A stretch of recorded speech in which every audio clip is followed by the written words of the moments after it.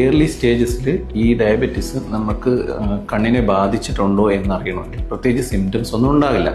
അപ്പം നമ്മൾ എല്ലാ വർഷവും ഈ ഡയബറ്റീസ് ബാധിച്ചവർ കണ്ണിൻ്റെ സ്ക്രീനിങ് ടെസ്റ്റ് ചെയ്യണം. ഡയബറ്റിക് റെറ്റിനോപ്പതി വന്നിട്ടുണ്ടോ എന്ന് കണ്ണിൽ മരുന്ന് വെച്ച് ഡയലേറ്റ് ചെയ്ത് കണ്ണിൻ്റെ റെറ്റിനെ ചെക്ക് ചെയ്യേണ്ടത് വളരെ അത്യാവശ്യമാണ്.